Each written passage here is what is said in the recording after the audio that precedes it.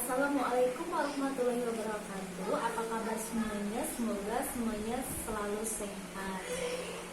Perkenalkan sebelumnya, nama saya Novalina Putri. Di sini hari ini saya akan membahas mengenai pengelolaan peserta didik dan tenaga kependidikan.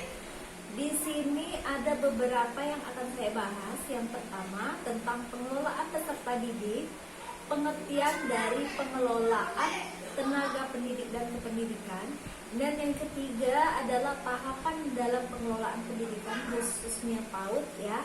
Dan yang terakhir adalah tantangan pengelolaan pendidikan dalam pengelolaan pendidikan. Nah, baiklah, untuk yang pertama langsung saja mengenai pengelolaan peserta didik khususnya PAUD. Di sana ada beberapa poin, ada 7 poin. Yaitu yang pertama adalah perencanaan peserta didik, yang kedua mengatur kehadiran dan ketidakhadiran peserta didik, dan yang ketiga adalah pencatatan dan pelaporan peserta didik, dan yang keempat pembinaan peserta didik, evaluasi kegiatan peserta didik, kelulusan dan alumni, dan yang terakhir mutasi peserta didik. Nah, apa sih itu pengelolaan pendidikan?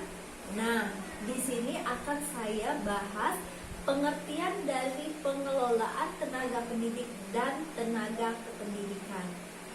Menurut Undang-Undang Nomor 20 Tahun 2003 tentang Sistem Pendidikan Nasional Pasal 1 Ayat 5 dan 6, yang dimaksud dengan tenaga kependidikan adalah anggota masyarakat yang mengabdikan diri dan diangkat untuk menunjang penyelenggaraan pendidikan. Lantas, pendidik itu sendiri siapa?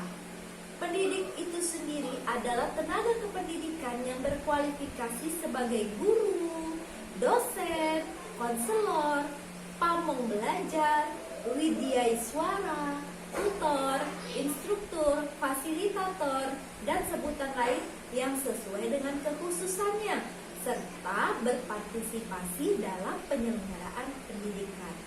Itu tadi pengertian dari pengelolaan tenaga pendidik dan kependidikan. Nah, sekarang kita beralih ke tahapan dalam pengelolaan tenaga pendidik dan kependidikan. Apa saja ya? Baiklah, yang pertama yaitu perencanaan, yang kedua seleksi, yang ketiga pembinaan dan pengembangan. Di sini dapat dilakukan dengan cara mensupervisi si pendidik itu sendiri, dan penilaian itu dari hasil supervisi, dan juga ada kompensasi. Di sini kompensasi itu berupa upah atau imbalan. Bahasa kita mengatakan itu adalah gaji. Dan juga pemberhentian. Pemberhentian di sini yaitu suatu individu itu dianggap lepas dari tanggung jawabnya atau jabatannya, baik itu sementara maupun untuk selama-lamanya. Dan yang terakhir adalah tantangan dalam pengelolaan pendidik dan tenaga kependidikan. Di sini yang pertama adalah profesi dalam bidang kependidikan masih belum luas dikenal oleh masyarakat, seperti laboran, pustakawan. Nah, itu sehingga kurang mendukung terhadap pengembangan profesi. Dan yang kedua, adanya perilaku tenaga pendidikan yang kurang menguntungkan.